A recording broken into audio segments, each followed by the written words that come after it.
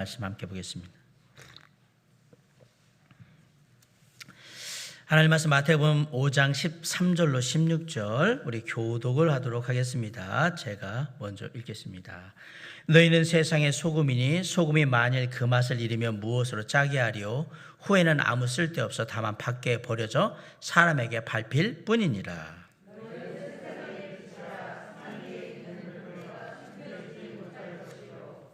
사람이 등불을 켜서 말 아래에 두지 아니하고 등경 위에 두나니 이러므로 집안 모든 사람에게 비치느니라.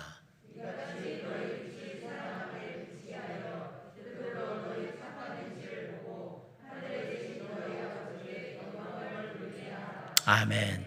사랑과 은혜가 풍성하신 오늘 본문은 우리가 너무나 잘 아는 본문입니다. 세상의 빛, 세상의 소금, 빛된 삶, 소금된 삶.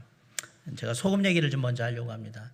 우리가 음식에 쓰는 소금은요, 누구나 쉽게 볼 수 있고 쉽게 구할 수 있고, 우리나라 같은 경우에는 소금이 부족하다는 생각을 전혀 안 하는 나라죠. 그러다 보니까 소금이 별로 귀하다는 생각을 안 하고요, 그냥 이렇게 흔하게 막 취급하는 경우가 많습니다. 근데 우리가 살아가는데 소금, 이 염화나트륨, 소금이 없이는 살 수가 없다는 거 아십니까? 옛날에는 이 소금을 차지하기 위해서 전쟁까지도 했던 것을 우리가 압니다. 그리고 소금이 많이 나는 곳, 소금을 구하기 쉬운 곳에 도시를 건설하고 나라를 건설했던 것을 우리가 잘 보게 돼요. 쉽게 말하면 이 소금을 지배하는 게 곧 백성들의 삶, 백성들을 지배하는 그런 수단이 되었던 것을 우리는 볼 수 있습니다. 우리가 잘 아는 월급이라고, 직장인들이 월급이라고 하는 말이 영어로는 셀러리거든요. 이 셀러리가 어디서 나온 거냐면 영어의 단어 salt, 소금이라는 뜻의 salt에서 나온 단어가 바로 이 셀러리예요. 쉽게 말하면 옛날에 로마 군인들에게 월급을 줄 때 뭘로 줬느냐면 소금으로 줬어요. 많이 주고 부대로 주거나 아니면 이렇게 떠서 주거나 이렇게 소금으로 줬고, 그렇게 받은 그 소금을 가지고 시장에 나가서 주면 바로 현금으로 돈으로 바꿔줬단 말이에요. 그래서 소금은 돈하고 똑같은 그런 역할을 했던 겁니다. 사람들은 소금을 먹지 않으면 죽습니다. 그래서 이 소금이 물과 우리 몸 안에 이렇게 혈액과 여러 가지 것들을 이렇게 다 조절해서 균형을 맞춰야 되는데, 만약에 혹시라도 우리가 소금이 부족하게 되면 어떤 일이 벌어지냐면 탈수 현상이 나거든요. 그럼 여러분들이 이온 음료 같은 거 막 운동하고 먹잖아요. 그건 다 이렇게 균형을 맞추기 위해서. 그런데 이 탈수가 심해지면 사람이 죽습니다. 결국 소금이 부족하면 사람이 죽어요. 그래서 산지에 사는 사람들은 소금을 잘 구할 수 없잖아요. 그러니까 그 사람들이 지혜를 냈어요. 뭘 냈느냐? 사람들은 잘 모르는데 산지에 소금이 잘 나는 곳에도 어느 곳에 소금이 있는지를 짐승들은 잘 알아가지고 기르는 가축들이나 짐승들이 어디에 가서 그 바위를 막 핥고 있으면 저거 암염, 소금 바위인 거거든요. 그럼 거기에서 이렇게 소금을 채취를 하고 막 그랬던 것, 그런 이야기들이 나오는 걸 보면 소금이 정말 중요한 그런 것인 것 같습니다. 모든 성도들에게 세상에 소금이 되라라고 얘기를 할 때 아마도 어디서나 쉽게 만날 수 있고 쉽게 볼 수 있는 것이지만, 그러나 없어서는 안 될 꼭 필요한 존재의 삶을 살아라라는 말로 이렇게 들립니다. 오늘 본문이 예수님께서 제자들에게 이 세상을 살아갈 때 어떤 모습으로 살아가야 되는지에 대한 그 내용을 얘기하고 있는 건데, 그 내용의 핵심이 뭐냐? 너희는 세상의 소금이라, 너희는 세상의 빛이라 라는 내용이에요. 소금과 빛은 사람들이 살아가는 데서는 없어서는 안 될 그런 아주 중요한 것들입니다. 이 말은 믿는 자들이 세상에서는 없어서는 안 될 존재, 꼭 필요한 존재, 더 나아가서 세상에 선한 영향력을 끼치는 그런 존재로 살아야 한다라는 말을 하고 있는 것과 다름이 없습니다. 물론 본문에서 강조하고 있는 단어는 빛과 소금이라는 단어예요. 우리 13절 한번 같이 읽어볼까요? 시작.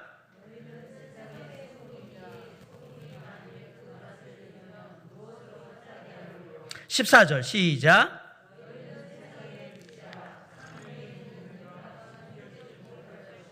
자, 13절은 소금이라는 말을 하고 있고요, 14절은 세상의 빛이라는 말을 하고 있습니다. 그런데 이와 더불어서 강조되고 있는 하나의 단어가 또 있습니다.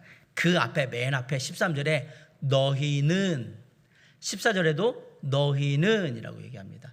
예수님이 너희라고 얘기할 당시에 너희는 예수님의 제자들이겠죠.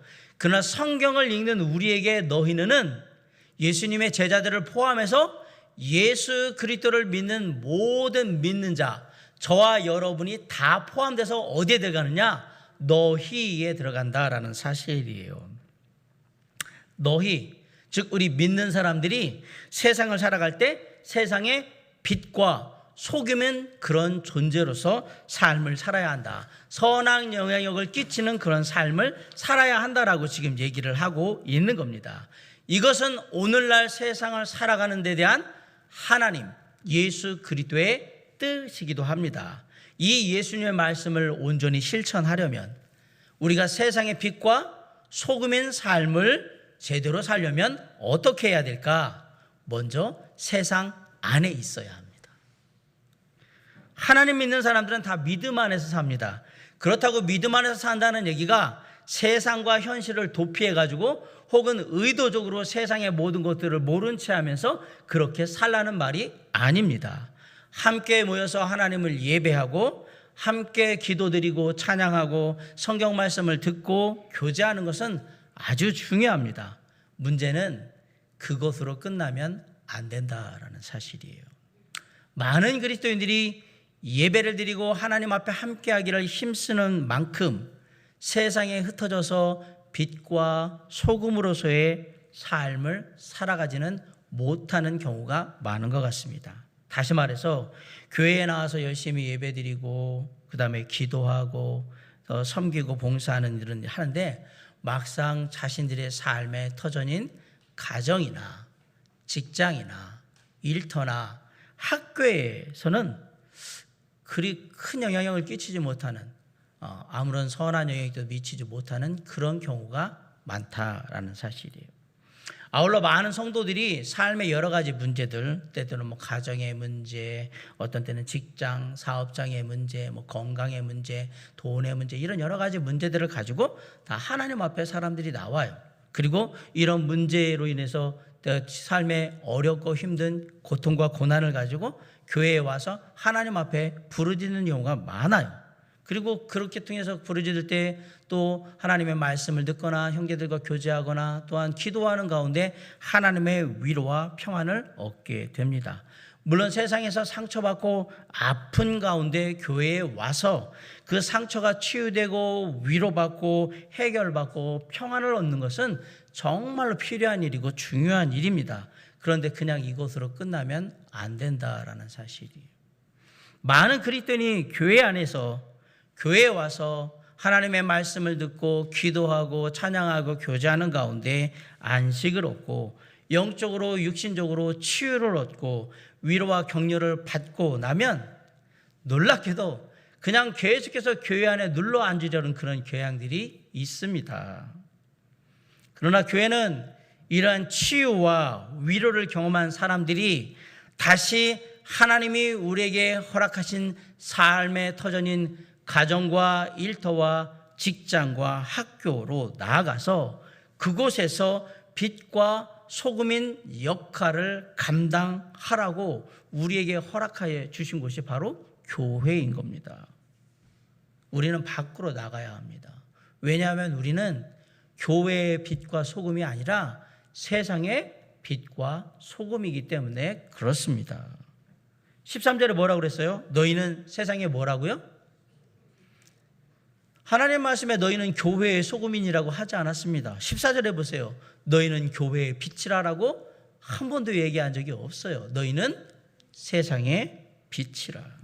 다시 말하면 내가 속한 가정이나 직장이나 내가 근무하는 직장, 내가 다니는 그런 어떤 학교, 내가 속한 사회 모임, 이런 곳에 가서 비록 그곳이 내게 아픔을 주고 내게 힘들게 하고 내게 고통을 주고 나를 어렵게 하지만 그렇다고 그것을 피하거나 무시하지 말고 있는 그곳에서 하나님의 자녀로서 백성으로서 선한 영향을 끼치는 소금과 빛과 같은 꼭 필요한 존재로서의 삶을 살아야 한다라는 얘기예요.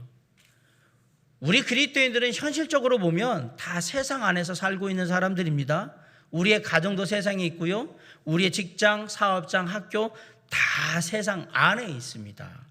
비록 영적으로는 우리가 하늘나라 백성이고 천국 시민일지라도 지금 우리가 숨쉬고 살고 있는 곳은 세상이라는 사실을 잊으시면 안 됩니다. 육신의 몸을 입고 살아가는 동안에는 세상 안에서 살 수밖에 없는 존재가 바로 저와 여러분이라는 사실을 잊으시면 안 됩니다. 그렇게 했다면 이 세상에서 살아갈 때에 어떻게 하면 하나님의 뜻과 계획을 온전히 이루면서 살아갈 수 있을지에 대해서 우리가 이제 진지하게 고민을 해야 되겠지요. 교회는 정신적인, 심리적인 도피처가 아닙니다. 물론 우리는 힘들고 아플 때 교회에 와서 기도하고 찬양하고 예배드리면서 그 고통과 아픔을 하나님 앞에 토해내게 되고 하나님을 통해서 위로받고 성도들을 통해서 위로받고 말씀을 통해 위로받는 가운데 우리가 다시 회복되고 힘을 얻고 안식을 하게 됩니다. 세상에서 지친 마음과 몸을 위로하고 하나님께 주시는 새 힘을 얻는 그런 것은 우리에게 필요합니다. 그렇다고 해서 교회에만 안주해서는 안 됩니다. 교회를 통해 위로받고 치유받고 지친 영혼의 힘을 얻었으면, 그래서 내가 다시 회복됐다면 이제 다시 세상에 나아가서 하나님께서 저와 여러분에게 허락하신 맡겨진 일들을 충실하게 감당함으로 내가 하나의 움직이는 교회가 되어서 있는 그곳을 하나님의 나라로 만들고 그 나라를 확장해 가야 하는 것입니다. 교회 안에서만 예배하고 교회 안에서만 기도하고 교회 안에서만 찬양하고 교회 안에서만 교제하는 것이 우리가 사는 삶이 아니라 교회를 떠나서 교회 바깥에서 내게 주어진 일상의 삶의 터전, 그 자리에서 하나님을 예배하고 기도하고 찬양하고 하나님께 나아갈 줄 알아야 한다는 얘기입니다. 그리고 그곳에서 우리는 믿지 않는 사람들을 만나게 될 텐데 그들에게 하나님의 살아계심을 증거하고 빛과 소금인 삶의 선한 영향력을 끼쳐야 한다는 사실이에요. 우리가 사는 지금 이 세상은 분명히 죄악으로 인해서 부패하고 어두운 세상이 맞습니다. 그래서 우리 믿는 사람들이 죄악으로 인해서 부패하고 어두운 세상을 살아갈 때에는 그것이 우리를 힘들게 하고 아프게 하고 답답하게 합니다. 그런데 공교롭게도 이 세상이 부패했기 때문에 소금과 같은 우리 하나님의 자녀들이 필요한 겁니다. 아울러 이 세상이 어둡기 때문에 빛과 같은 그리스도인들이 필요한 겁니다. 결국 세상이 그 모습을 하고 있으니까 우리가 필요하게 된 거예요. 우리가 교회에 올 때 한번 생각해 보세요. 어떤 기대감을 가지고 올까? 하나님이 오늘 나에게 어떤 말씀을 하실까? 하나님이 나에게 어떤 것을 이야기하셔서 내가 오늘 하나님의 은혜를 힘입게 될까?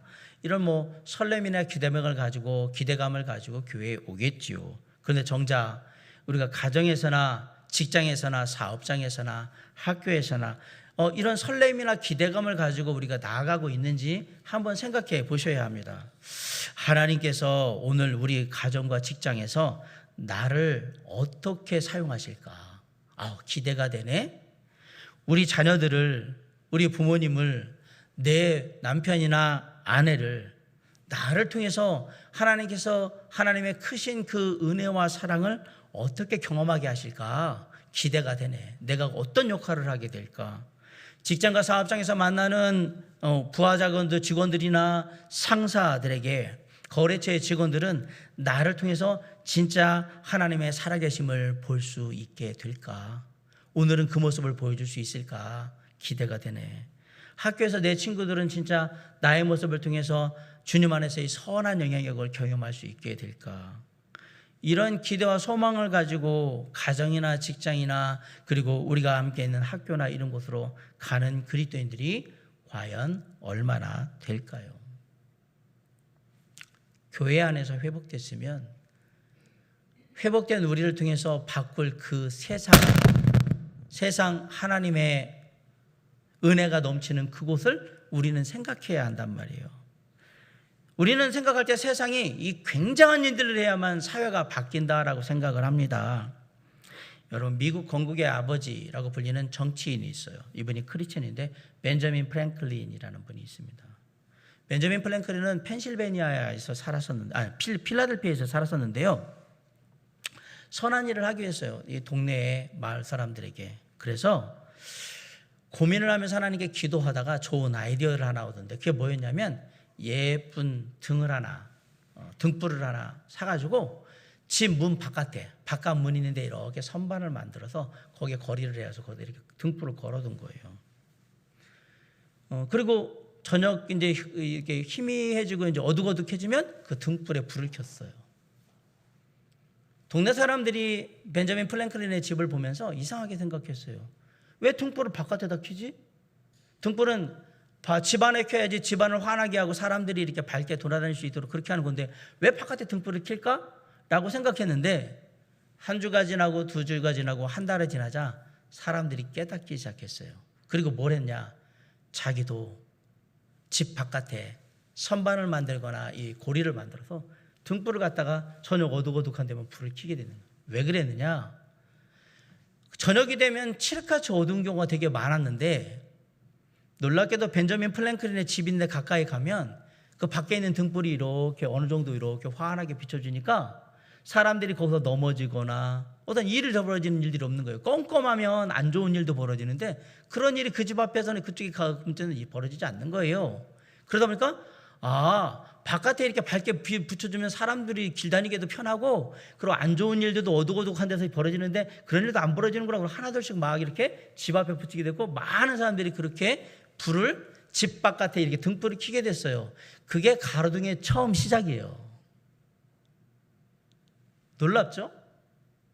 한 사람의 하나님 안에서의 작은 삶의 실천이 선한 행동이 그 마을과 그 도시 전체를 바꾸고 세상에 사는 우리가 잘 생각해 보세요. 이 저녁에 가로등 없으면 어떨까? 우리는 그거 잘 모르고 사는데 그것이 놀랍게도 그런 역할을 하고 있다는 것을 우리는 알게 되는 거예요. 날마다 삶의 터전에서 작은 한 가지 일들, 작은 실천, 선한 행위들을 통해서 얼마든지 사회를 바꿀 수 있습니다. 세상을 바꾸는 건 큰 일을 해서 바꾸는 게 아니고 작은 일이 쌓여서 어느 순간 바뀌게 되는 거예요. 여러분, 우리가 이렇게 문을 들어갈 때에 우리 교회도 지금 이중문으로 되어 있잖아요. 바깥에 유리문이 있고 로비에 보면 안쪽에 문이 있잖아요. 그럼 문을 들어갈 때 기본적으로 어떻게 하십니까?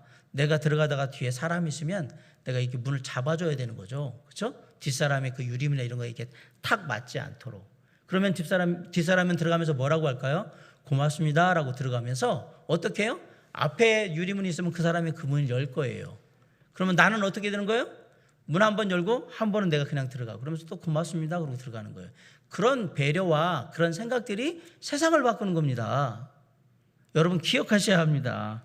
아파트에 이렇게 뭐 여러 번이 들어갈 때 보면 요즘은 뭐 잘 그러지는 않지만 사람들이 이렇게 막 마스크를 버리거나 막 그럴 때 사실 좀 그렇죠. 남들의 마스크나. 그럼 버려져 있으면 휴지나 비닐이나 이런 것들은 우리가 주워서 갖다 버려야 되는 거예요. 남이 뭐 경비 아저씨가 하겠지. 그게 아니라 우리 눈에 보이면 우리가 하는 거예요. 그런 생각들이 세상을 바꾸는 거예요. 특별히 저는 운전을 할 때 그 주차장에 들어가는 경우가 많은데 지상의 주차장이나 지하의 주차장이나 제가 한 가지 버릇이 있어요. 주차를 할 때 반드시 한쪽 사람들이 차를 탈 때 잘 탈 수 있도록 배려하는 쪽에서 주차를 해야 한다라는 생각이 항상 있어서 내 주차 라인을 잘 맞추거나 혹 어떤 사람이 이쪽으로 있으면 나는 좀 힘들지만 차를 이쪽으로 약간 몰아서 다음 사람이 옆에 되는 사람이 내릴 때 편하게 내릴 수 있어요. 나는 좀 힘들게 내려도 그런 생각으로 이렇게 주차를 해요. 그게 세상을 바꾸는 거예요. 그리스도인들은 그렇게 해야 한다라는 얘기입니다. 그런 작은 삶의 변화가 세상 안에서 세상을 바꾸는 일이 되는 거예요. 그러기 위해서는 때때로 나 자신이 손해를 보기도 해야 되고요. 희생을 해야 하는 겁니다. 믿는 사람들은 세상을 변화시키기 위해서 세상에 보냄받은 사람들이기 때문에 그렇습니다.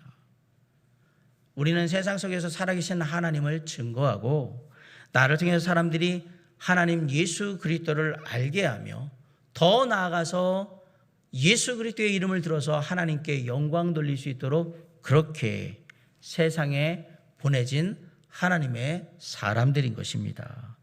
우리가 보냄받은 곳이 가정 또는 직장, 학교이면 그런 곳에서 우리는 소금과 빛의 역할을 잘 감당해야 되는 거예요.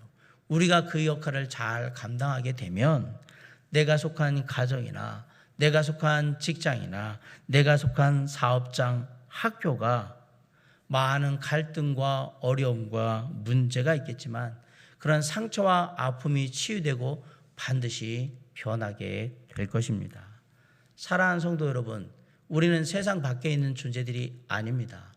세상 안에서 빛과 소금인 역할을 해야 하는 하나님의 자녀들인 거예요. 세상 속에서 하나님이 내게 맡겨주신 일들을 잘 감당하면, 쉽게 말해서 빛과 소금의 역할을 잘 감당하면 세상은 지금보다 훨씬 더 나은 세상으로 변화되게 될 것입니다.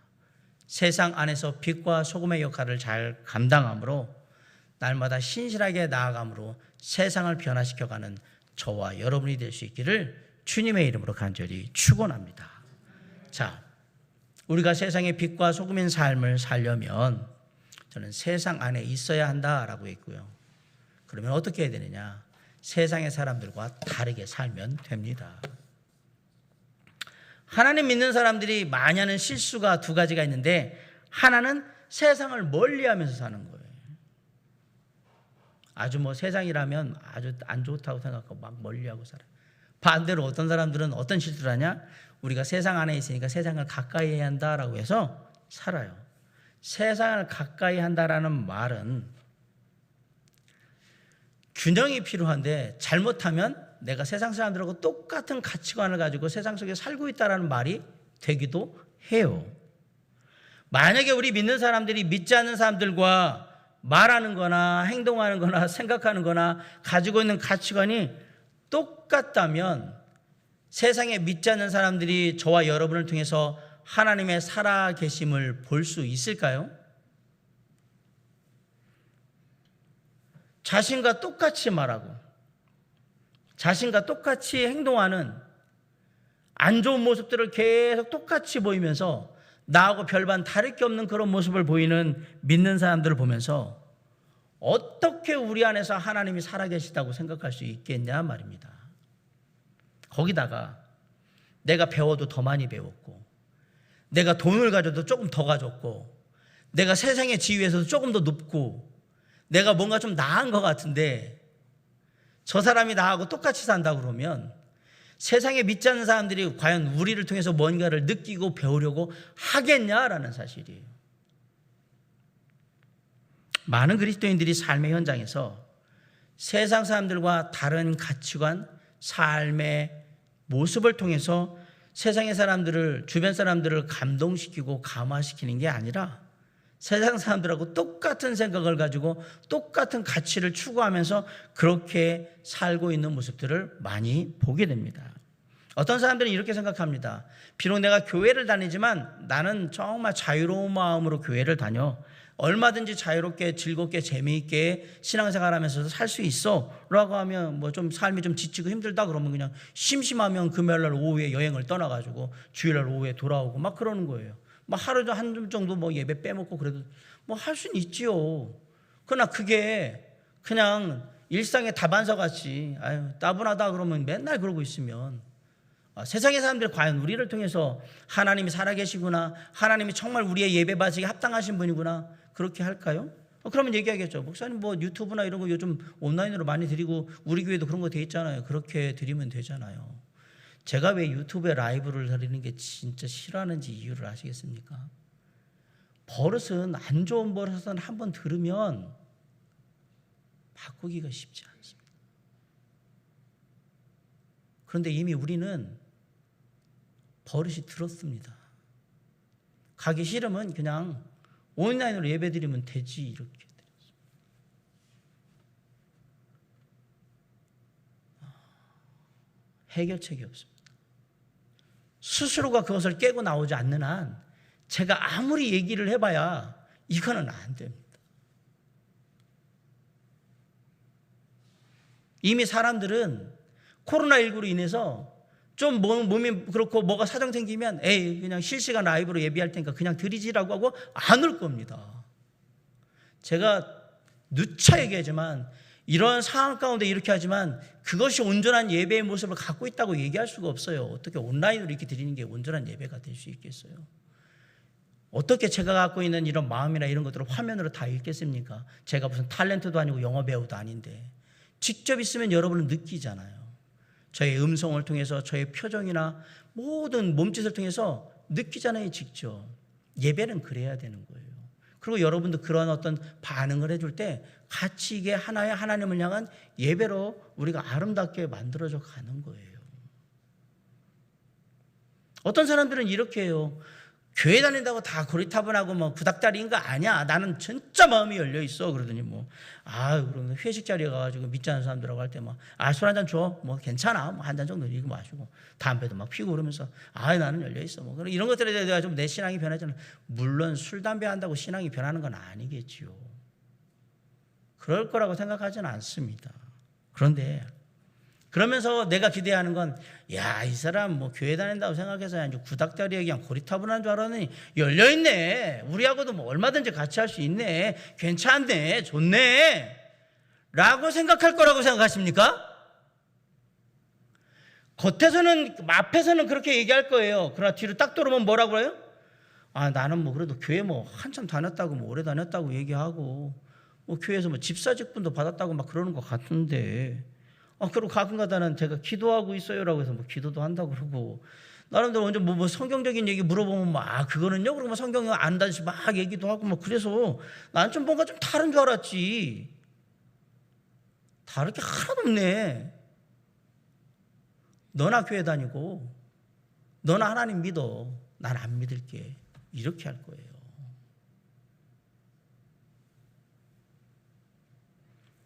뭔가 달라야 그래도 매력이 있는 거예요. 뭔가 조금이라도 달라야, 작은 거라도 뭔가 달라야 관심을 갖죠. 그거 뭔데? 그거 어떻게 하는 건데? 뭔가 다르고 내가 모르는 걸 가지고 있기 때문에 물어보는 거지. 내가 다 아는 걸 하고 있으면 그거 나도 알아? 안 합니다. 사람들은. 요즘 1년 동안 코로나19가 지나다니까 노래 경연 프로그램 이렇게 나오는 거 그냥 트로트 특별히 이런 것들이 엄청 많아요. 오디션이나 경연 프로그램. 저도 그런 프로그램들을 잘 봅니다. 근데 저는 약간 시야가 다릅니다. 트로트를 좋아해서 보는 게 아니라 저 사람들이 어떤 안 좋은 그러니까 그 낮은 수준에서 어떻게 더 좋은 수준으로 바뀌어가는가, 어떤 노력을 하는가 이런 것들도 보고 과연 전문가인 심사위원들이 어떤 말을 하는가, 내가 저 노래를 들었을 때 생각하는 것과 저 사람들이 같은 생각을 하는가 이런 걸 보는데 놀랍게도 이 노래를 부를 때 아주 노래를 잘 부르는 사람들이 많은데 거의 노래를 잘 부르는 사람들은 다 떨어져요. 심사위원들이 혹평을 하는 경우가 많아요. 뭐라고 하느냐? 노래는 잘하시는데 느껴지는 게 없네요. 그런단 말이에요. 어떤 사람을 향해서는 노래는 아주 잘하는 것 같진 않은데 뭔가 와닿아요. 이렇게 얘기하는 거예요. 자, 여기서 우리가 노래를 부를 때 중요한 기준이 있어요. 아마추어는 모창을 하는 거예요. 그대로 따라 흉내내를 하면 프로는 뭘 하는 거냐면 다른 사람의 노래를 내가 부르더라도 내 것으로 만들어서 부르는 거예요. 그래서 심사위원들은 듣는 거예요. 이거 내가 잘 아는 노래인데 누가 불렀던 노래인데 쭉 부르는데 뭔가 달라. 그리고 주는 게 달라. 그러면 그 얘기를 해주는 거예요. 잘 아는 노래고 많이 들었던 노래인데 달라요. 심사위원들의 가장 큰 극찬이 뭐예요? 이 노래는 가수 아무개가 불렀던 노래인데 그 사람의 노래로 들리지 않고 지금 아무개 씨가 불렀는데 아무개 씨 노래로 들립니다. 이게 극찬인 거예요. 왜? 다르다 이 얘기를 한 거잖아요. 똑같은 것 같은데 똑같지 않은 거예요. 노래는 똑같은 노래인데 똑같지 않은 노래. 다른 거잖아요. 그래서 사람들은, 전문가들은 관심을 갖고 그것을 높이 평가하는 거예요. 세상도 마찬가지예요. 세상 안에서 사는 듯 하나 세상 사람과 다르게 살아야 되는 거예요. 작지만 뭔가 다른 게 있어야 합니다. 그래야 예수가 느껴지고, 그래야 은혜가 흐르고, 그래야 능력을 구하게 되는 겁니다. 여러분, 예수님 당시에는 두 가지 종류의 소금이 있었습니다. 하나는 바다에서 나는 소금, 우리가 보통 염전에서 나는 소금들이 있잖아요. 그런 소금들이 있었고, 하나는 뭐냐면 이스라엘의 여러분 아는 사해, 염해, 소금 농도가 되게 높은데 거기서 나는 소금들이 있었어요. 근데 바다에서 나는 소금은 구하기도 쉽지 않고 이게 작업이 많으니까 비쌌어요. 반면에 사해에서 나는 소금은, 사해 이게 그 강가, 그 호숫가 끝에 보면 거기도 막 있으니까 구하기도 쉬워요. 대신에 그 안에는 불순물이 들어있으니까 값이 쌌어요. 그럼 바다에서 나는 소금은 누가 썼을까요? 돈이 있는 사람, 좀 살만한 사람들이 썼겠죠. 음식에 불순물이 들어가면 안 되니까 깨끗하고 맑고 좋은 소금을 썼겠죠. 비싸지만. 그럼 사해에서 나는 소금은 누가 썼을까요? 가난한 사람들이 소금을 써야 되니까 소금을 썼었겠죠. 그런데 제가 말씀드렸잖아요. 사해에 있는 소금들은 그 안에 알갱이 같은, 모래알갱이나 흙 같은 게 이렇게 조금씩 이렇게 들어가 있었다고. 그러면 사람들이 어떻게 썼느냐?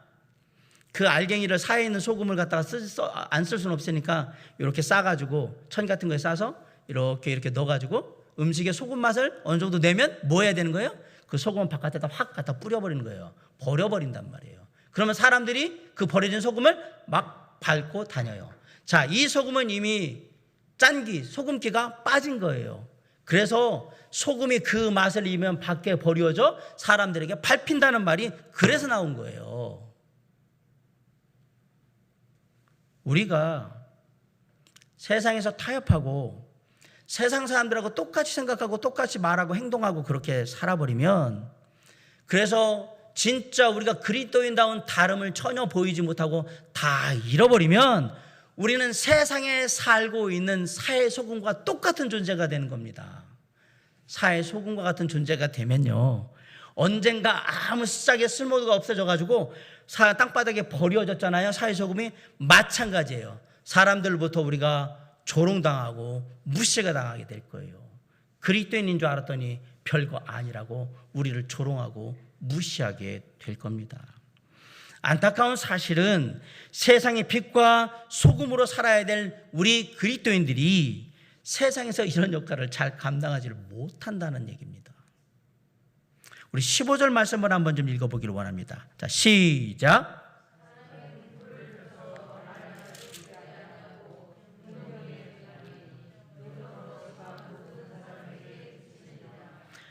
우리는 15절 말씀처럼 이름으로 집안의 모든 사람에게 비치는 등불이 되는 교회가 되어야 합니다. 16절 말씀 한번 다 같이 읽어봅시다. 시작. 이같이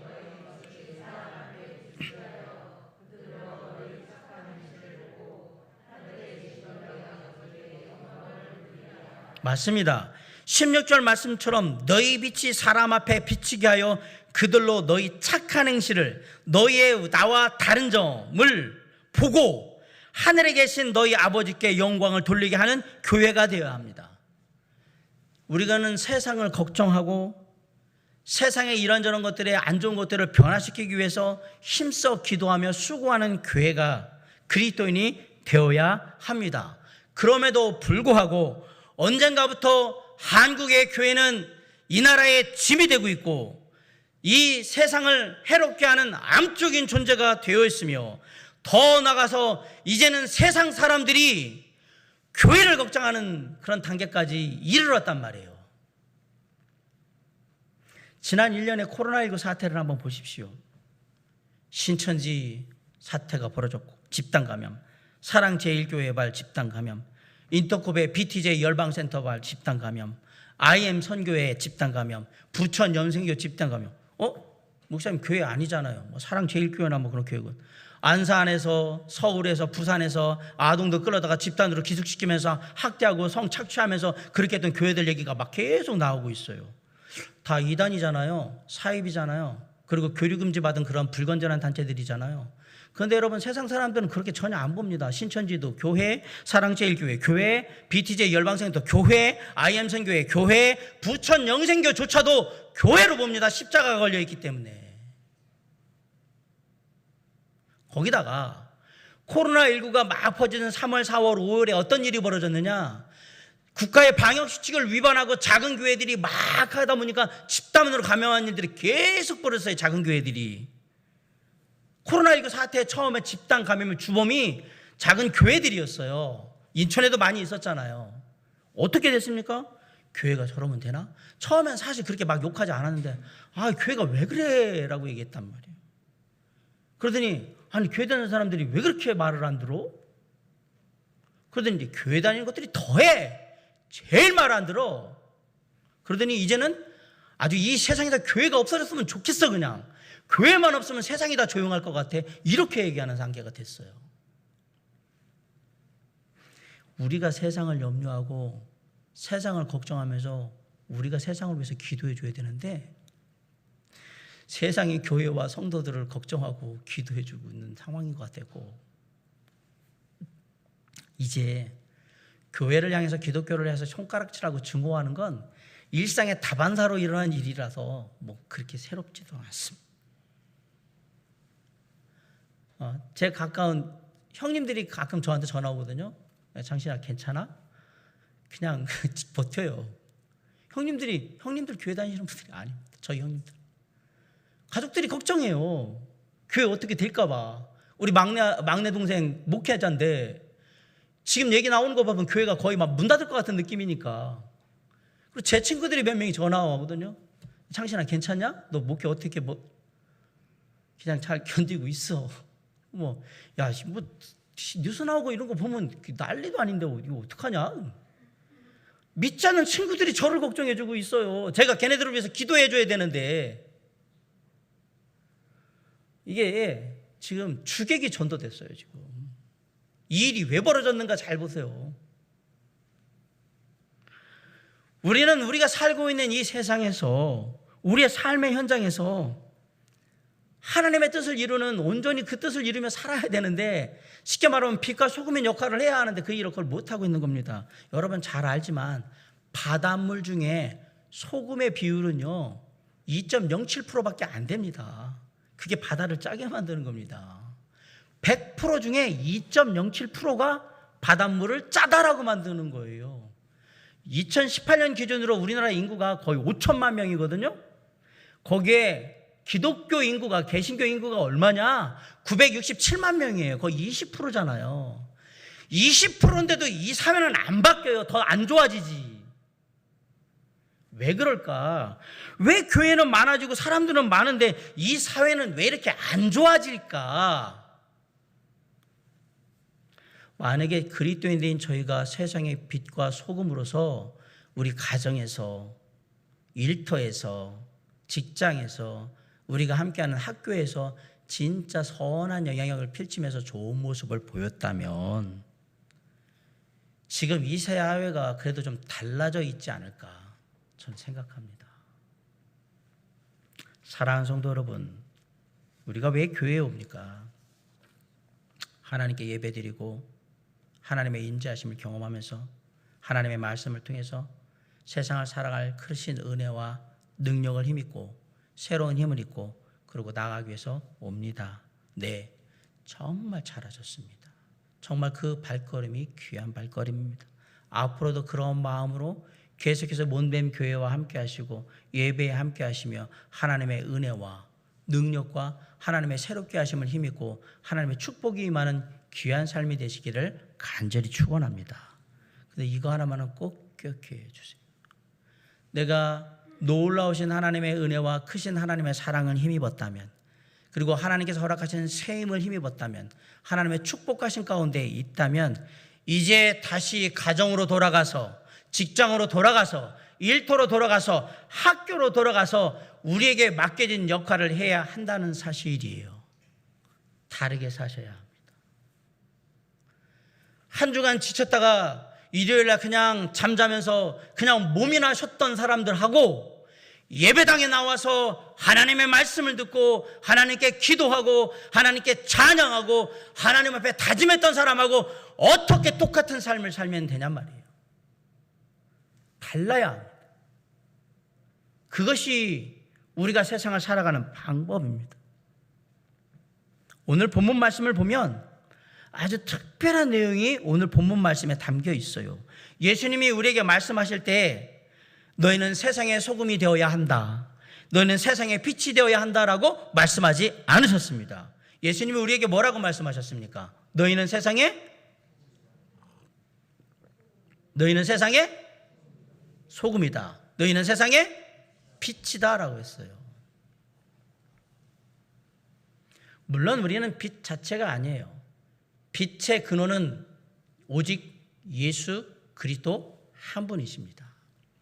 요한복음 8장 12절에 나는 세상의 빛이니 나를 따르는 자는 어둠에 다니지 아니하고 생명의 빛을 얻으리라. 쉽게 말하면 예수 그리스도로 구원받은 자는 예수님과 똑같이 빛된 삶을 살게 된다. 요한복음 1장 9절에 참빛 곧 세상에 와서 각 사람에게 비추는 빛이 있었나니 그 빛을 삶의 믿음으로 받아들인 그 모든 사람들은 빛이 되는 거예요. 쉽게 말하면 구원받은 하나님의 자녀 중에 빛이 아닌 사람은 하나도 없습니다.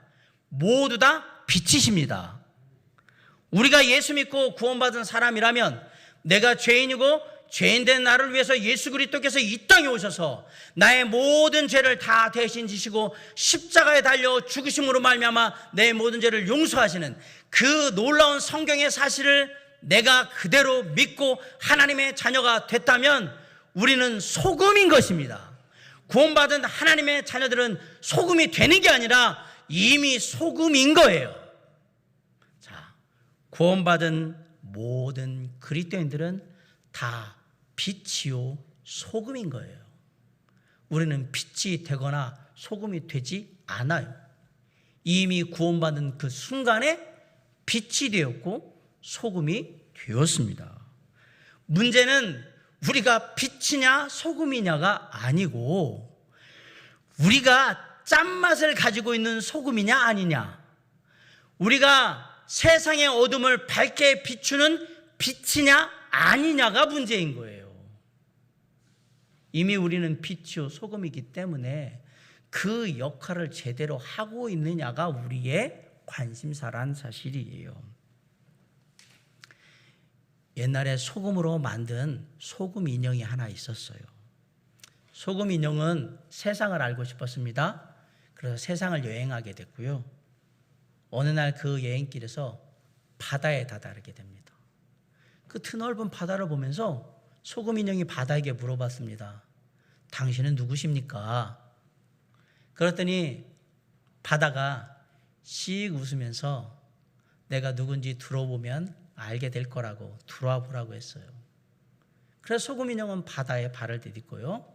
그리고 한 걸음씩 앞으로 나갔어요. 근데 한 걸음 앞으로 나가는 순간 놀랍게도 소금 인형이 녹아내리고 있었어요.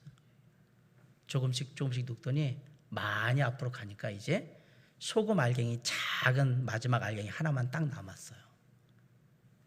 그 알갱이조차 마지막에 녹게 될 때에 소금 인형이 이렇게 얘기했어요. 아, 내가 누구인지 이제 알았습니다 라고 얘기했어요. 소금 인형은 뭘 알았을까요?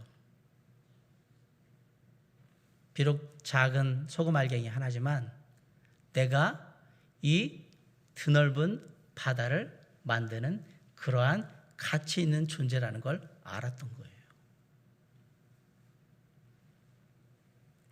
소금은, 일반적인 소금은 음식에 들어가서 녹아 없어져야 제 맛을 냅니다. 그리고 우리가 아는 빛, 초나 등불은 자신을 태움으로 말미암아서 밝은 빛을 냅니다. 바꿔 얘기하면 자기를 희생하는 마음이 없이는 우리가 세상에서 빛으로 소금으로 살 수 없다라는 얘기입니다. 오늘날의 세태는 손해보지 않으려고, 웬만하면 그런 일에 끼지 않으려고 아주 열심히 발버둥치는 그런 경향들이 있죠. 아주 계산적인 삶을 사는 거예요. 상대방한테 지지도 않으려고 하고요. 내 것 빼앗기지 않으려고 아주 몸부림을 치는 그런 세대입니다. 자, 세상의 사람들이 그런 삶을 산다고 합시다. 하나님을 믿는 우리까지 그렇게 살면 이 세상이 어떻게 되겠습니까? 불의하고 부정직한 세상에서 정직하게 살고 신실하게 살려면 당연히 손해가 되고요. 힘들기 마련인 겁니다. 남을 섬기고 남을 먼저 배려하고 남을 돕고 그러려면 내가 양보하고요.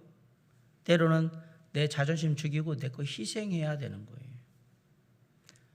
자신의 이익만 챙기고 절대 손해보지 않으려고 하는 이 세대에서 때로는 철저하게 속고 속이면서 기회가 생기면 상대방의 뒤통수를 쳐서 내 것을 챙기려고 하는 이 세대 속에서 하나님의 영광을 위해서 기꺼이 손해를 볼 수 있는 사람,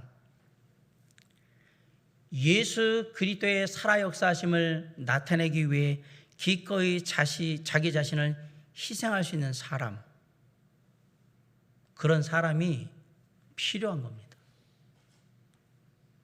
지금 이 시대는 내가 잘못했잖아요? 그러고도 상대방이 잘못한 거라고 뻔뻔하게 얼굴 두껍게 우기고 큰 소리치는 적반하장의 시대입니다. 이 시대는.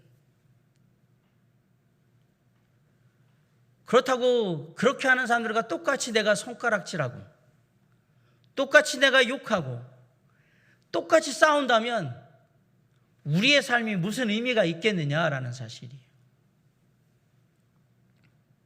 그래도 많이는 못하지만 우리가 그리스도인으로서 조금은 다르게 살아야 되지 않을까, 세상의 사람들과는 다른 모습을 보여야 되지 않을까 생각해 봅니다. 여러분, 예수 그리스도께서는 아무런 잘못이 없는데도 불구하고 잡혀가셨고요. 예수님 아무 죄도 안 졌는데도 불구하고 모진 고문을 당하셨고요. 예수님 아무 죄도 없는데도 불구하고 끌려서 십자가에 달려서 죽임을 당하셨어요.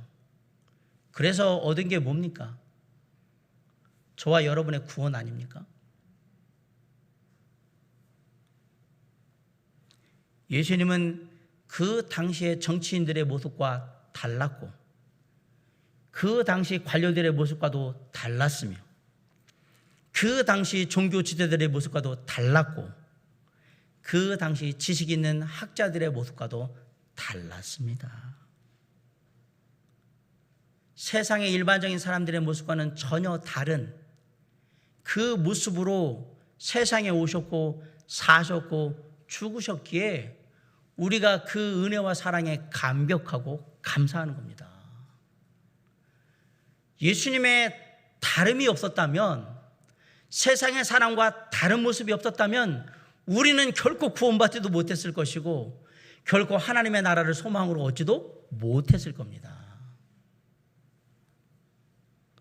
그래서 우리도 예수님처럼 내 자존심 버리고요, 내가 화낼 수 있는 권리 포기하고 내가 막 소리 지를 수 있는 그 권리도 참고 내가 마음껏 내 마음대로 즐기고 놀 수 있는 권리도 내려놓게 되는 겁니다. 저와 여러분이 세상의 사람들과 다르게 살 때에 비로소 저와 여러분이 세상의 빛과 소금인 삶을 살게 되는 것입니다. 우리가 세상의 빛과 소금인 삶을 살게 될 때 우리를 통해 하나님이 허락하신 선한 영향력이 우리의 가족들에게, 우리 직장 동료들에게, 내 친구들에게, 이웃들에게 전해지기 시작하는 겁니다. 세상 사람들과 다르게 사는 것이 하나님께서 우리에게 원하시는 바요, 우리가 세상에서 정말로 빛과 소금인 삶을 사는 비결이라는 사실을 잊지 마시고 날마다 예수 그리스도를 따라 다르게 살리라 고백하며 다짐함으로 한 걸음 한 걸음 나아감으로 삶에 승리하시는 저와 여러분이 되시기를 주님의 이름으로 간절히 축원합니다. 우리가 사는 세상은 그리 만만하지도 어리숙하지도 않습니다. 오히려 세상에 사는 사람들이 우리 믿는 사람들보다 여러 가지 일들에 더 민감하게 반응하고 때로는 더 지혜로울 때가 많습니다. 이러한 세상 속에서 우리가 예수 그리스도를 본받아 세상의 빛과 소금인 삶을 살려면 먼저 우리가 세상에 있음을 잊지 않아야 합니다. 바꿔 얘기하면 우리가 살아야 되는 삶의 현장은 바로 나의 가정이요, 직장이요, 사업장이요, 학교요, 내가 속한 그곳이라는 사실을 늘 잊지 말아야 한다는 사실입니다. 아울러 그곳에서 우리가 살아갈 때에 그곳에서 우리는 다른 모습을 보여줘야 한다는 사실이에요. 사랑하는 성도 여러분, 세상에 있다고 세상을 피하거나 외면하고 도망치거나 그러지 마십시오. 주님과 함께 당당하게 세상 속에서 삶의 현장에 하나님을 믿는 자로 그렇게 서 계시기 바랍니다. 예수님이 뭐라고 그랬어요? 내가 세상에 있으나 세상에 있는 것 같지 아니하다라고 얘기했고, 너희들을 세상에 보내는데 이리와 늑대들이 너희들을 해할 거라고 얘기를 하면서, 그러나 그곳에서 나를 믿고 의지함으로 세상에서 승리하라고 얘기를 하고 있잖아요. 세상의 사람들과 구별된 삶을 사셔야 합니다. 그래야 세상의 사람들이 우리의 삶에 감동하고 우리의 삶을 통해서 예수 그리스도를 바라보게 될 겁니다. 내 삶의 현장을 바라보면서 믿지 않는 사람들이 하나님 예수 그리스도의 살아계심을 증거하고 예수 그리스도를 알게 되며, 그리고 선한 영향력을 본받음으로 말미암아 예수 그리스도께 영광 돌리는 하나님 앞에 멋진 인생, 주님 안에 아름다운 인생이 이루어질 수 있기를 간절히 바랍니다. 그런데 이 일들은 우리가 마음 먹는다고 다짐한다고 우리의 능력으로 우리의 힘으로 되는 게 아닙니다. 매일 십자가 앞에 나아가 내 자아와 자존심을 십자가에 못 박고 오직 내 안에 살아 역사하시는 우리 주 예수 그리스도를 의지해야 우리가 세상 안에서 주님처럼 그리스도인다운 다른 삶을, 빛과 소금인 삶을 살 수 있는 것입니다. 성령 하나님께 내가 세상에 나아갈 때 세상에서 정말 세상의 빛과 소금인 삶을 살기 원합니다. 저에게 성령의 능력을 부어 주시옵소서라고 기도할 때 저를 사랑하시고 여러분을 사랑하시는 주님께서 비록 우리가 연약하고 부족하지만 저와 여러분에게 임하셔서 우리를 붙들어 주실 것이고 세상을 믿음으로 이겨나갈 수 있도록 세상의 빛과 소금으로서 세상 사람들은 다른 사람으로 놀라운 하나님의 은혜를 힘입는 삶을 살 수 있도록 힘과 능력과 은혜를 베풀어 주실 것입니다.